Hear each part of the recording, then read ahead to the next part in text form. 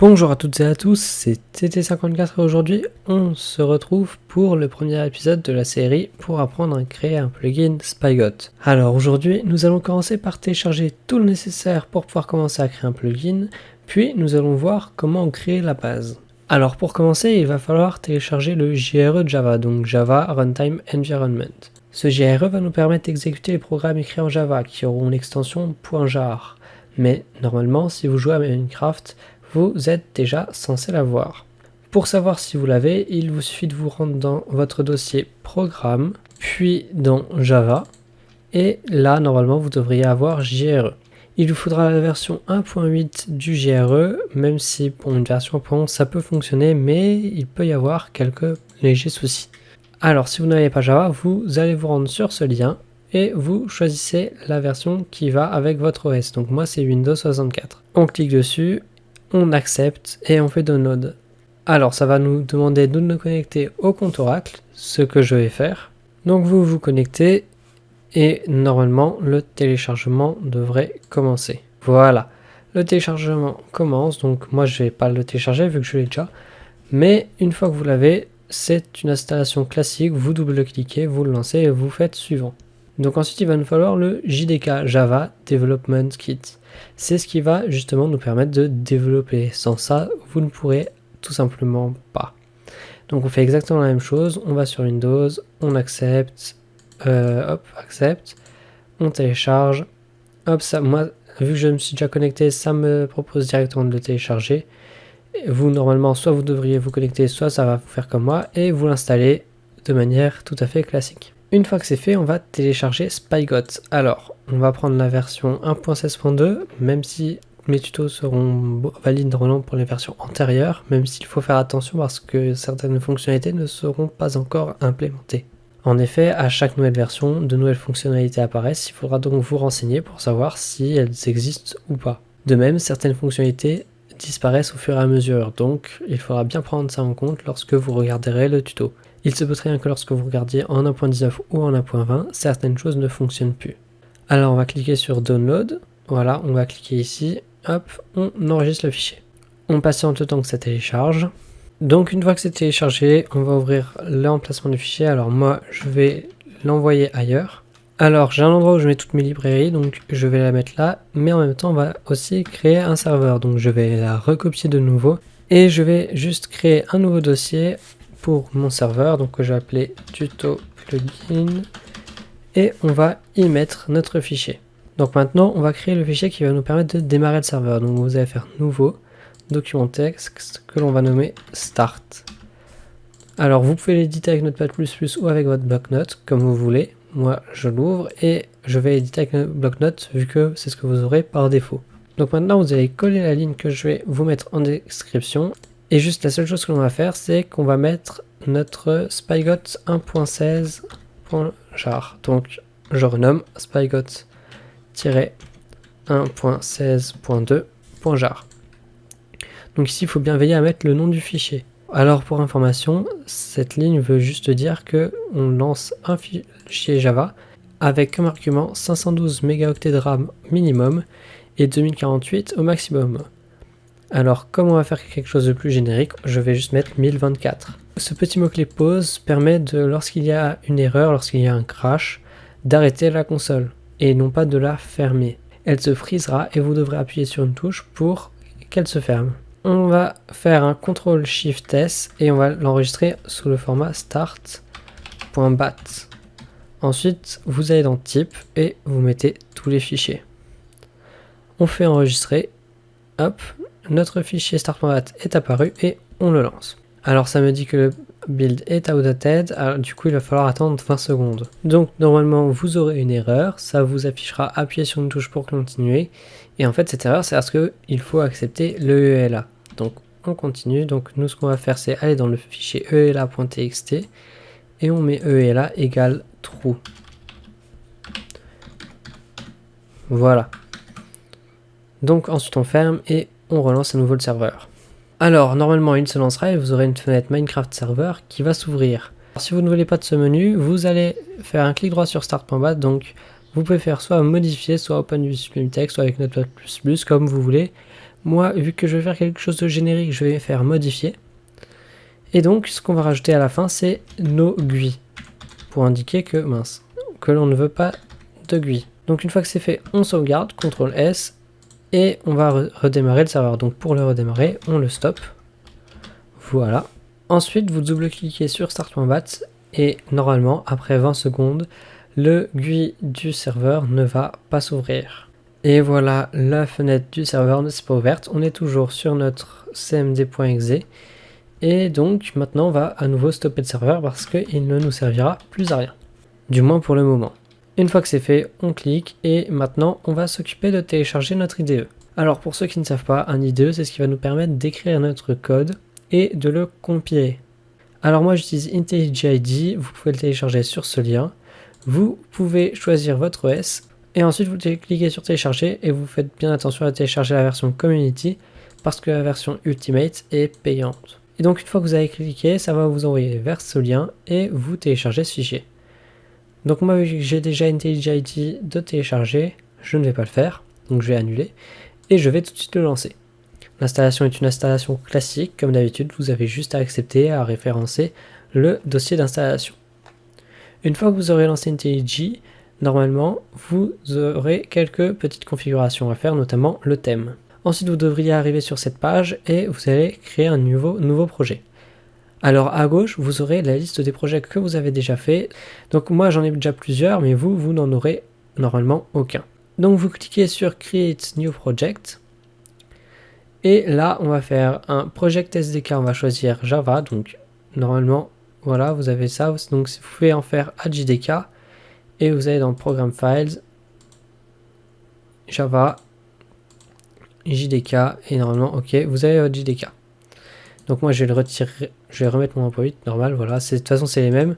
Et donc une fois que c'est fait, vous faites next, hop, vous ne cochez rien ici, vous faites next à nouveau et vous allez nommer votre projet. Donc nous on va le nommer plugin tuto. Et ici vous allez renseigner sa location. Alors voilà, une fois que vous avez renseigné la project location, vous cliquez sur finish. Si cela n'existe pas comme moi, vous faites OK parce que ça va le créer tout seul et normalement ça va se lancer. Voilà, tout est lancé, vous n'avez normalement absolument rien, vous auriez tout comme moi. Et la première chose qu'on va faire, c'est renseigner à IntelliJ que on veut faire un plugin Minecraft. Donc on va devoir importer des librairies. On va importer donc notre SpyGod que nous avons téléchargé tout à l'heure. Donc on va dans Modules, Dependencies, plus jar source directory.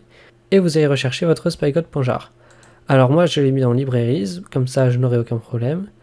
Et je vais chercher spygod 1.16.2, sauf qu'il n'y est pas, manifestement. Alors que pourtant là il y est, alors c'est un bug, il suffit de faire cancel, et on va y retourner et normalement là il devrait être apparu. S'il n'apparaît toujours pas, vous pourrez redémarrer IntelliJ et normalement cette fois il devrait apparaître. Donc moi je n'ai pas eu besoin de le faire, voilà, il est directement apparu. Je fais OK et ensuite je fais Apply, OK. Donc une fois que c'est fait, on va commencer à créer notre plugin. Alors pour commencer à créer un plugin, il lui faudra un fichier que l'on nommera plugin.yrml dans lequel on va renseigner les principales informations. Donc pour le créer, vous allez dans SRC, clic droit, New, File et vous allez le nommer plugin.yrml.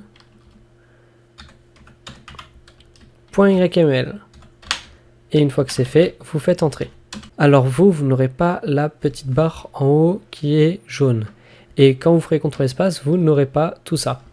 Moi si je l'ai, c'est parce que j'ai installé un plugin dans IntelliJ. Donc si je vais dans mes plugins, vous voyez que j'ai Minecraft Development.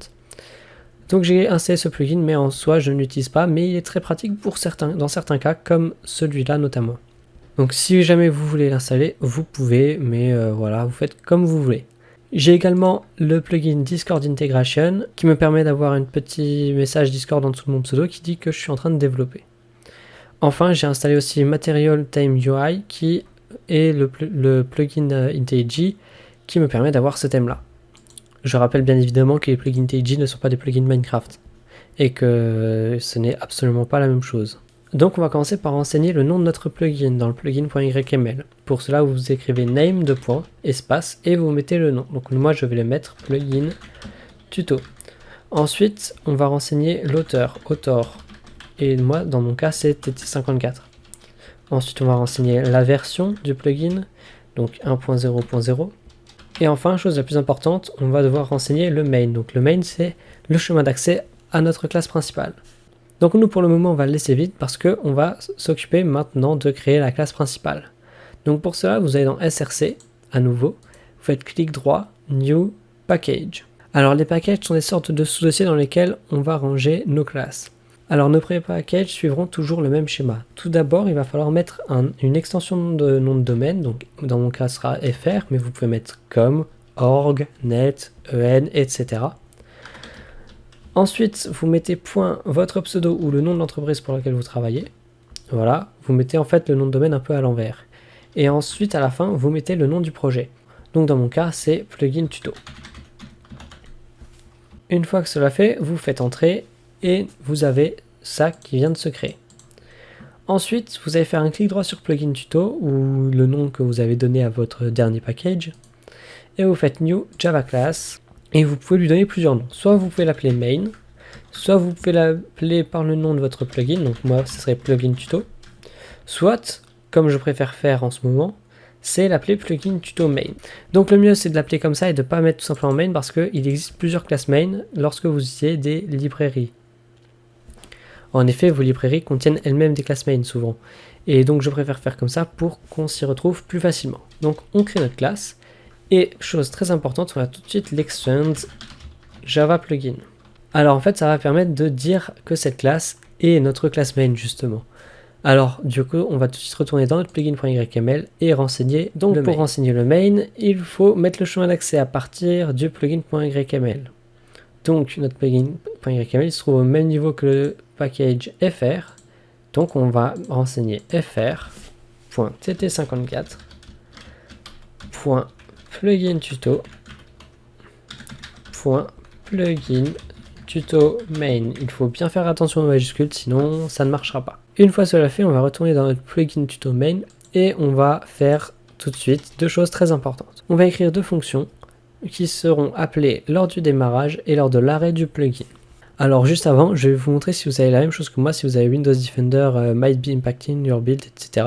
Vous cliquez sur Fix, Configure Automatically, oui, et c'est bon. Ensuite, Show Project in Rich Presence, ça c'est Discord Integration qui me rajoute ça. Et moi je mets toujours Project and Files. Voilà. Donc une fois cela fait, nous allons créer nos deux fonctions qui vont être appelées lorsque le serveur charge le plugin et lorsque le serveur décharge le plugin. Donc la première fonction, donc on va déjà lui mettre un arrobas override pour bien dire qu'elle provient de notre classe Java plugin. Si on y va d'ailleurs, on va pouvoir la retrouver. Je vous montrerai ça juste après. Et on va mettre ensuite public void on enable. Et on ne met pas d'argument entrée et voilà. Alors ça c'est une fonction qui va être appelée lorsque le plugin est lancé. Donc je vais la commenter lorsque le plugin se fait charger. Donc si on va dans notre Java plugin, qu'on fait CTRL F pour rechercher un élément et qu'on tape onEnable, hop, onEnable, vous retrouvez bien public void onEnable. D'ailleurs vous voyez que juste au-dessus on a onDisable et ça tombe bien, on va également l'utiliser. On fait arrobas override public void onDisable parenthèse entrée. Voilà, là on a nos deux fonctions, donc la première qui est appelée lorsque le plugin il est en train de se faire charger, et la deuxième lorsque le plugin se fait décharger. Voilà, donc là pour vérifier que tout fonctionne, ce que l'on va faire c'est qu'on va afficher un message dans la console. Donc pour afficher un message dans la console, vous avez juste à faire system.out.println et on va dire le plugin a bien été chargé. Maintenant, si vous n'avez pas envie à chaque fois de savoir taper system.out.println lorsque vous voulez faire du debug ou écrire quelque chose en console, vous pouvez également écrire sout si vous êt sous IntelliJ et faire entrer. Et vous aurez automatiquement le system.out.println qui se générera. Donc maintenant, on va écrire le plugin a j'arrive pas à écrire, n'était désactivé. Voilà.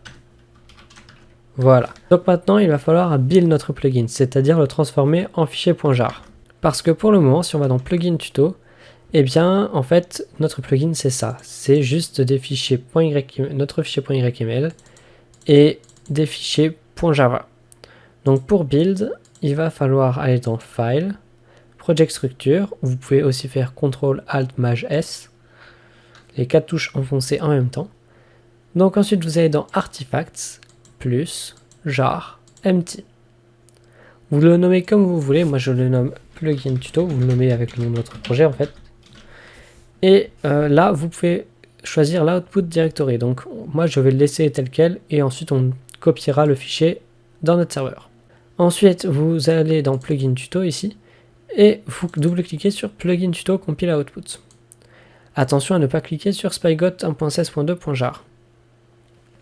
Ensuite, dernière chose très importante à faire, c'est cliquer sur include in project build. Une fois que c'est fait, vous faites apply, ok, build module plugin tuto et normalement tout devrait fonctionner. Voilà, une fois que c'est fait, vous pouvez bien vérifier que dans out, artifact, plugin tuto, on a bien plugin tuto.jar. Donc on va se rendre dans notre dossier du plugin, hop, je sais pas du tout où il est. Je me suis rendu compte que j'avais fermé, donc je suis retourné dedans, on va dans out, artifact, plugin tuto, et on a notre plugin tuto.jar, donc on fait CTRL C. On va dans notre tuto plugin, alors je vais le renommer en tuto plugin serveur, parce que sinon je vais à chaque fois mélanger les deux dossiers. Alors ça me dit qu'elle ne peut pas être dossier. Ok, je ne vois pas pourquoi il ne veut pas, mais c'est pas grave s'il veut. Peut-être à cause de ça, je vais vérifier.